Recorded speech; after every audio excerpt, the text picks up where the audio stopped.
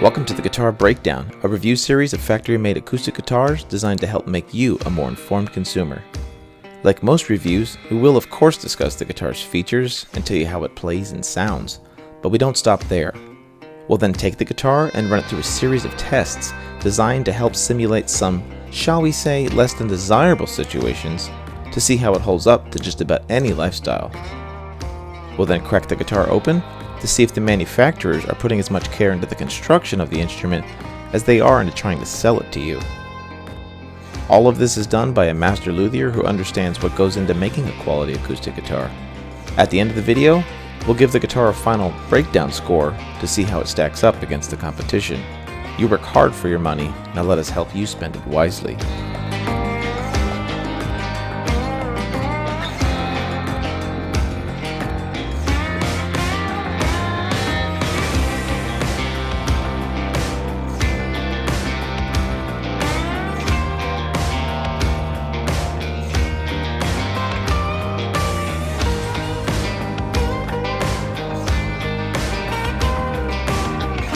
What do we have for you guys today? It is a Gibson. Finally, we're getting into a little bit higher end guitar. So this is Gibson's brand new G-45 model. So Matt and I saw this online on Sweetwater and said, well, we got to review it because it's brand new and we've been looking to get into the mid-level guitars. And so here we are. But I wanted to make a note of that for you guys here. Remember, the first 3 guitars that we've done in the breakdown series were entry-level instruments. So the scoring system that we use for them were based a lot on that. So they, for example, if it didn't have quite as good joinery or if the interior bracing was a little bit more sloppy, you give it a little bit more leeway because it's a very cheap instrument. Now that we're getting into our intermediate grade guitars, the judging is going to get a little bit more hard on these guitars because for the price point, we expect certain things to be better. So if they are being sloppy in one area or another, you're going to get dinged harder than you would for a $500 guitar. I think that's pretty self-explanatory, but I wanted to start this video by saying that, and then we can move forward from there. So with that, let's get into it. All right, the first thing that we need to talk about with the Gibson G-45 are its features, like we always do. The first thing that I want to mention, though, are the things that are not features on this guitar. So for $1,200, you're getting a guitar that doesn't even have binding on it. And to me, that's just mind-boggling. Remember, some of those guitars we reviewed earlier, like the Martin 000 X2, and what else did we do? We did the Taylor Academy 12. Those guitars did not have binding, but they were $500. We're now at $1,200, and Gibson is going to send you a guitar that looks like a $500 guitar. No binding on it whatsoever. It has a satin finish on it. It is nitrocellulose, and that's a good thing that it's nitrocellulose, but I will say it is very poorly applied. There might only be, I don't know, 2 coats, maybe 3 coats of lacquer on this guitar, and most importantly, as I rub my hand across it, I'm finding that there's all kinds of dust underneath the finish. You can feel like little sandpaper ridges inside of it where there's specks of dust all stuck inside of it.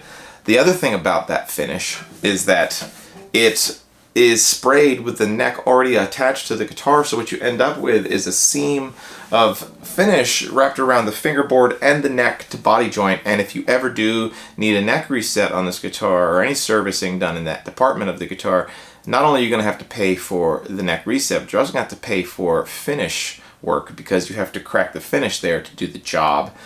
Positives. The guitar does have a solid Sitka spruce top, and that looks really nice, and it has solid walnut back inside, so no laminations here. And the cool thing about those wood choices is that they are domestic to the United States, and it's an American-made guitar in Bozeman, Montana. And so you're staying kind of with eco-friendly woods that are easily harvestable, and they're also domestic. So the footprint of this guitar on an ecological level is pretty good. So that's a plus to it. It does have Grover Rotomatic tuning machines, so nice, good name brand tuning machines that feel well. And it looks like it's a one-piece neck that plays pretty quickly.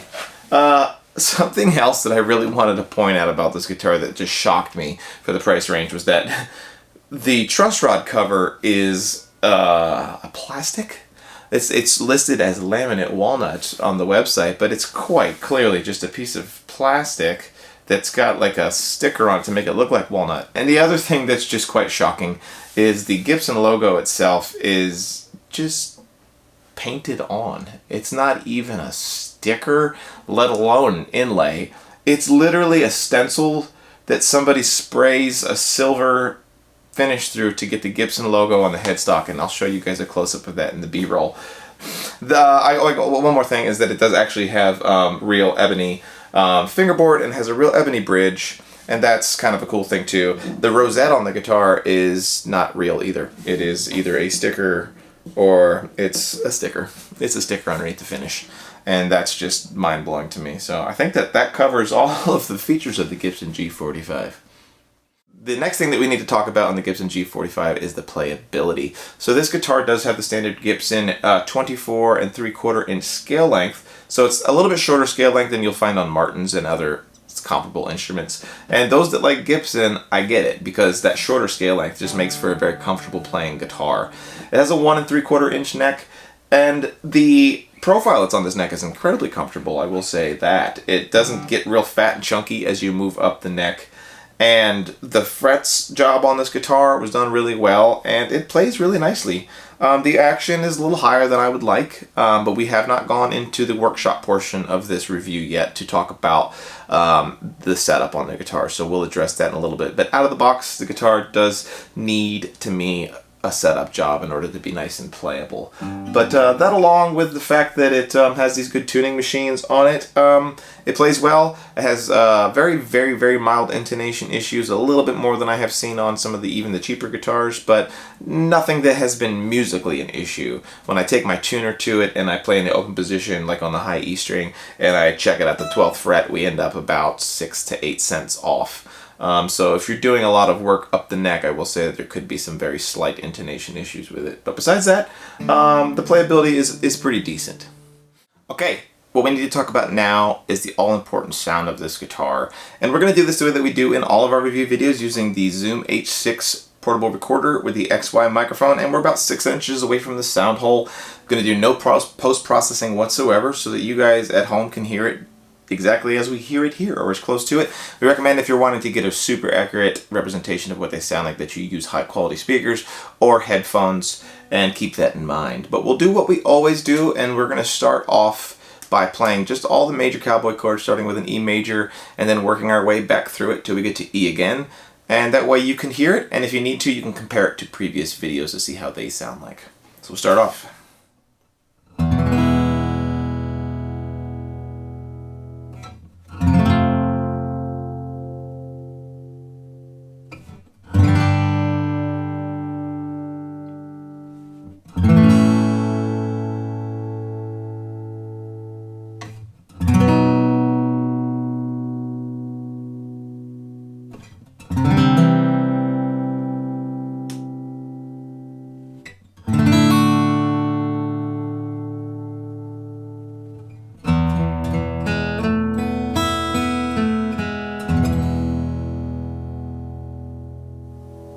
It's got a decent amount of sustain.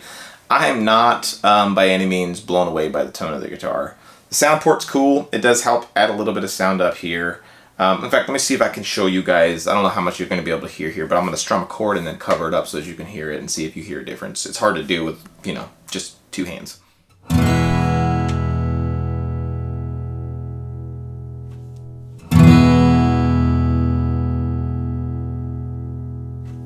So it's very, very subtle. It does make a difference. It's not a total gimmick, but it's not going to be a complete game changer for you. I think that for a guitar that's of this size, which is obviously, they call it the G-45 because it's part of their Generation series, but it's obviously a J-45 shape. And I expect it to sound a little bit bigger than it does. It's very...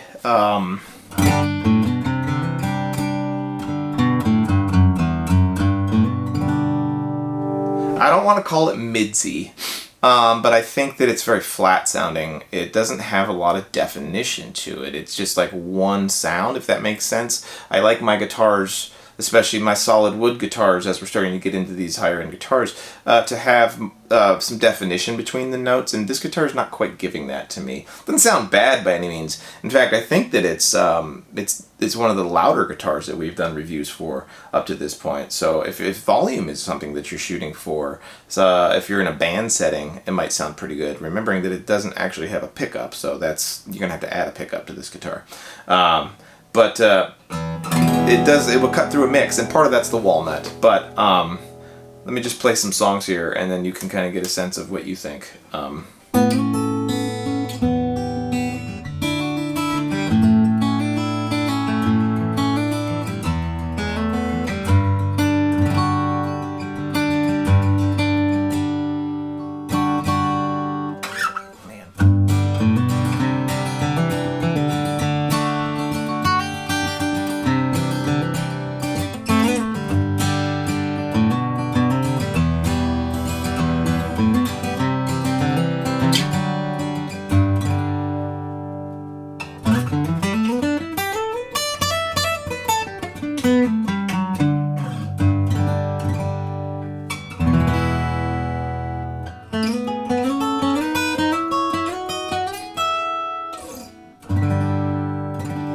Yeah, I don't know what to say about it other than the fact that it just doesn't check boxes for me. It sounds like I would almost think that this guitar is actually made out of laminate sides and back, just because it kind of has that plasticky sound to it still, which is surprising. Like I said, I think a big chunk of it is the fact that it is the walnut back and sides. Walnut is notoriously a tone wood that can be very dry sounding. It is like just, it's great for studio guitars a lot of the times because it can be just neutral and it doesn't add too much color to the sound of the top of the guitar. And if I look through the sound hole, I can tell that the top is pretty braced quite beefily, and that's also going to contribute to the fact that this guitar doesn't have that really sweet sound to it. But I think that it's a pretty decent, but for, once again, $1,200, I think that there are much better sounding guitars out there. Alright, the next thing we need to talk about with the G-45 is the case that it comes with. So I do want to admit that I was a little mistaken here. I thought for sure that when we got into the mid-range guitars, you know, $1,000 and up, that pretty much all of them would come with a hard shell case. With that said, it's probably been 15 years since I've really shopped for a factory-made guitar. Looks like I was a little bit mistaken there. In this price range, from what I was able to find, like on Sweetwater, is that it's about a 50-50 mix. Half of them are going to come with hard shells, half of them are going to come with soft shells. So, I think that what we need to do is, if it is going to come with a soft shell case, that we need to make sure that it is a super high quality one. And in this case, I say that it checks those boxes. This is a very nice soft shell case. Comes with a nice pouch out here that has plenty of space in it for you to be able to put sheet music inside of it, or strings and straps and all of that stuff. It has a nice little reflective spot here, which is a really cool feature, so that if you're walking around the city with this slung over your shoulder, that there is some reflection on there for cars that are coming up behind you. There's a nice strap here, or I mean a nice pocket here. There's actually got pencil holders built into it, a spot for like a cell phone. It's got a spot for a business card, which is a really cool thing. And inside of it was a D'Addario humidipack. It's a two-way humidification system that can both like remove humidity and add humidity. It comes with like yeah, the whole system here. That wasn't advertised, but it was a pleasant surprise. So that's something that comes with the guitar, and that's a pretty cool thing. What else do we have with this case? On the inside, well, actually on the outside of the guitar, on the back, something else that I always look for is the fact that it comes with two straps, so you can hold this thing like a backpack over both your shoulders very comfortably, and it also allows you to be able to carry the other things that you might need to go to a gig. And once again, a cool thing is that it has this reflective tape on here, which is just a nice feature. And there's actually an additional pocket on the outside here, so that you can fit even more stuff. And the handle is incredibly comfortable. And let's talk about the inside. Oh, the other nice touch is that even the zippers on it, the zippers themselves have the Gibson logo pressed into the metal, that's a nice touch. The inside on this case is really well padded. If you're gonna have a soft shell case, I almost think this should be a requirement, is having this bolster here for the neck to sit inside of. And then on top of that, there's a strap that's gonna hold it in place. And the bottom of the case has nice padding as well, So those are what you really want in a soft shell case, because you're not going to get that extra protection of just having the hard walls of the case. What we do expect is that guitars are going to fall in this direction or in this direction, and this case seems like it's probably going to do a very good job of protecting it. And I think that it is, so far, the nicest soft shell case that we have seen in this series. So if it's going to come with that, it's a good one. Let's move on to the lifestyle category. We'll start off with our scratch resistance test. This is a test designed to simulate years of abuse to the surface of the guitar, and we'll do it by rubbing a wad of keys and belt buckles against the front and back of the guitar for 60 seconds to see how well it holds up to scratches. Starting off with the front.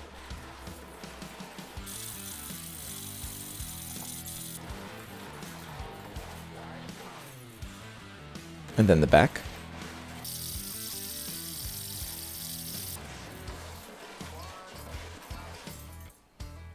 Like any nitro finish guitar, we did see quite a few scratches on this instrument, but because it's so thin, those scratches actually went all the way down to the bare wood in a few places, and this does not bode well for the longevity of the finish of this guitar.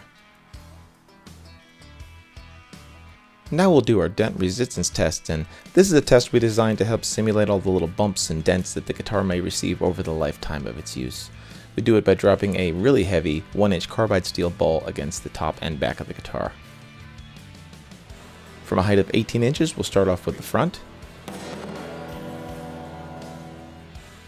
And you can see here that it left a dent of only 0.1 millimeters, which is pretty good considering the thin finish that's on it. And now the back. And basically we saw nothing, which was really surprising. Now to our liquid resistance test. This is a test designed to see how well the finish will hold up to different fluids that it may come in contact with over the years. We'll start off by applying some bug spray to one area and see how well it holds up to that. And then some suntan lotion for those of you that play outside a lot. Some fresh water to simulate rain. Salt water to simulate sweat or salt water. Some vodka, which is high alcohol content. And then obviously some beer for those of us that like to drink while we play. We're then going to let this sit overnight and we'll see how it looks in the morning. The next morning we're going to wipe it off and then see what lies underneath. And as you can see here where the bug spray was, the finish was completely gone, and there is quite a visible mark there where the suntan lotion was as well. And then this spot here where the vodka was, the high alcohol content did cause some damage to the finish. Now to our string tension resistance test. And we do this to see how well the guitar is going to hold up to different gauge strings, to see how much the neck's going to move. We'll start off with D'Addario light gauge strings and then put some D'Addario heavy gauge strings on. First, we zero the neck out with the light gauge strings on it using the truss rod and see that we have 0.08 inches of string height at the 12th fret with those light gauge strings on. And we're also going to zero out our gauge on the belly of the guitar to see how much it rises once we put the heavies on. Now stringing it up with heavies, you can see that those are over 50 more pounds of tension on the guitar. And surprisingly, the neck only moved by 0.04 of an inch, which is great at the truss rod location. And we actually saw an increase of 0.08 inches up to 0.1 at the 12th fret. And the belly height actually did jump up by 0.013 inches, which is pretty good considering how much extra tension that was. Now we'll perform our stand failure test. We do this to show you how well the guitar will hold up in case of an accidental drop. We'll do it by dropping it on a concrete floor onto its back first. And you can see that I cover up my ears because I don't like to listen to it hit the ground. It's quite shocking to the system.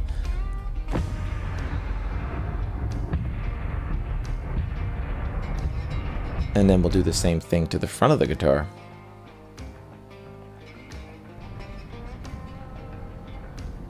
And once again in slow-mo on the front here.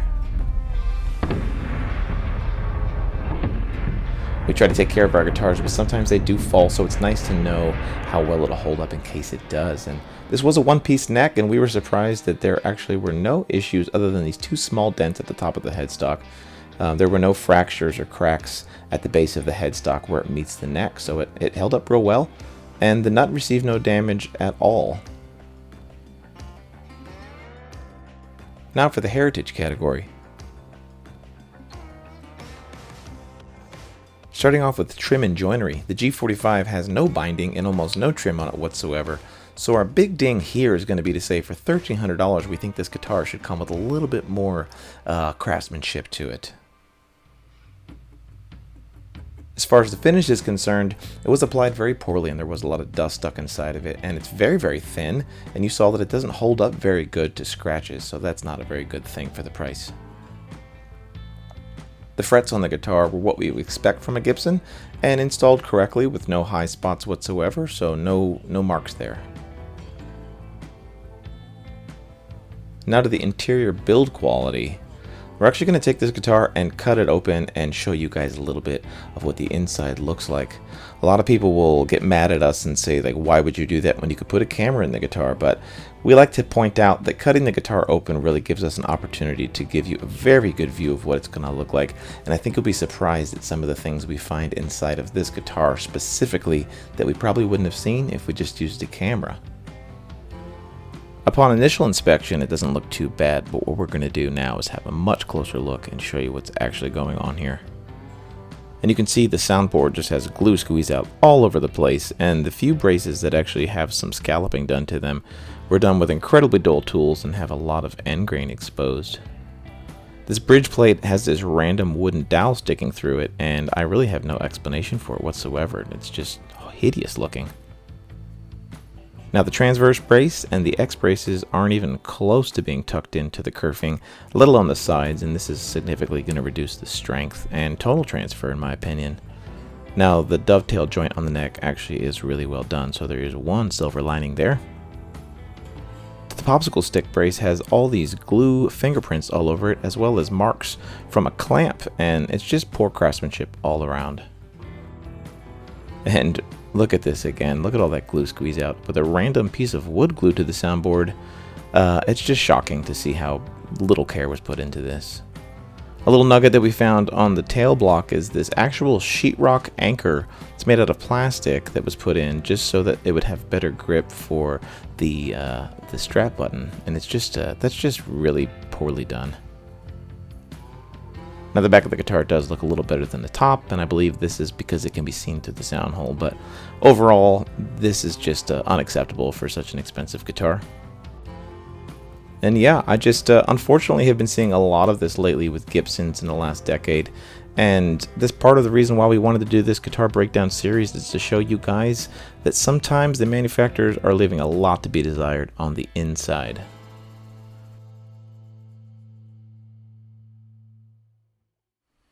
So now let's move on to the final results and see what those scores look like. Starting off with the daily category. The features on this guitar left a lot to be desired, and we expect a lot more for $1,300, so it only receives a 4 out of 10. The playability, you know, it was okay, nothing to write home about. We should expect more once again, so it receives a 5 out of 10. Like I said, the sound of the guitar sounded very plasticky, and I don't know that it translated super well over the microphone, but it only receives a 5 out of 10. Now the case that came with it was really good for a soft shell case, but because it's not a hard shell, it only receives a 7 out of 10. And the hardware on the guitar, just pretty basic stuff, so it only receives a 5 out of 10, for a total of 26 points. Now the lifestyle category. We saw that really thin lacquer finishes on the guitar did not hold up well to scratches, so it only receives a 4 out of 10. Now the liquid test, it's pretty typical of what we should see out of lacquer, and it didn't hold up really well to a lot of those liquids, so it only receives a 5 out of 10. Now it held up really good to the fall test and gets a full score of 10 out of 10 in that category. Now the string resistance test, it held up really well, and you should be pretty flexible on what you can put on the guitar, so it receives a 9 out of 10. And the Dent Resistance actually was better than we expected, and it received a 9 out of 10, for a total of 37 points. And now to the Heritage category. The trim and joinery, once again, there basically was none, so it only receives a 5 out of 10. The finish was one of the worst finish jobs that I have seen on a guitar in quite a while, so it only gets a 3 out of 10. The frets, actually on point for Gibson, and it receives a 9 out of 10. The interior build quality, on the other hand, was pretty horrible, so it only gets a 6 out of 10. Now brand value, that's where that name on the headstock really shines through, and if you were to buy this guitar and sell it later, you'd probably get most of your money back, so it receives an 8 out of 10. For a total of 31 points. For a grand total of only 94 points. Now remember, this is a mid-level guitar, so it didn't receive quite as high as it would have if it was an entry-level guitar. We think that there's a lot of guitars in this $1,300 price range, and we're pretty disappointed with not only the fit and finish of the guitar, but with the sound as well. So if you've got the money to spend, we think that there's better guitars to get in the category. If you're a Gibson loyalist and you just really want that name on the headstock, then this is an okay buy, but I actually would probably save my money and get something that's above the Generation series. We hope you enjoyed this series, and we'll see you in the next one.